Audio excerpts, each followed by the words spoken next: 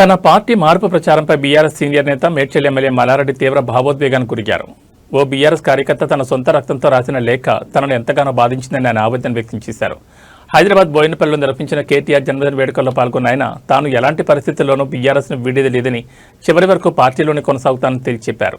గత కొన్ని రోజులుగా మల్లారెడ్డి పార్టీ మారుతున్నారంటూ వస్తున్న ప్రచారాలతో ఆందోళన చెందిన ఒక బీఆర్ఎస్ కార్యకర్త ఆయన పార్టీ మారొద్దంటూ తన రక్తంతో లేఖ రాశారు. ఈ విషయంపై స్పందించిన మల్లారెడ్డి ఆ లేఖ చూసి తాను ఎంతో బాధపడ్డానని తెలిపారు. సదరు అభిమాని కార్యకర్త ఎవరో ఆరా తీసి స్వయంగా వెళ్లి కలుస్తానని, అతని ప్రేమకు రుణపడి ఉంటానని వెల్లడించారు. బోయినపల్లిలో కేటీఆర్ బర్త్డే వేడుకల సందర్భంగా మల్లారెడ్డి మాట్లాడుతూ తాను బీఆర్ఎస్ విడుతున్నట్లు జరుగుతున్న ప్రచారాలన్నీ అబద్దాలని కొట్టిపారేశారు. కేసీఆర్ నాయకత్వంలో కేటీఆర్ అండతో పార్టీలోనే ఉంటానని, కార్యకర్తలు ఎవరూ ఆధారపడాల్సిన అవసరం లేదని ధైర్యం చెప్పారు. మల్లారెడ్డి ఇచ్చిన క్లారిటీతో మేడ్చల్ నియోజకవర్గ బీఆర్ఎస్ శ్రేణుల్లో ఉత్సాహం నెలకొంది. రాసినందుకు చాలా బాధ అనిపిస్తుంది నాకు. ఎవరు అడ్రస్ కూడా రాయలేదు. తప్పకుండా నేను కలుస్తా. నేను ఆయన బాధ అంతా నేను పార్టీలోకి వెళ్ళి మారుతున్నాను బాధ. అది రాసిండు. నాకు కూడా బాధ అనిపించింది. చాలా ఇబ్బందికరం ఉంది. అడ్రస్ తెస్తే తప్పకుండా ఆయన ఇంటికి పోతుంటే తప్పకుండా ఆయన ఎట్లయినా అడ్రస్ తెచ్చుకొని పోతా.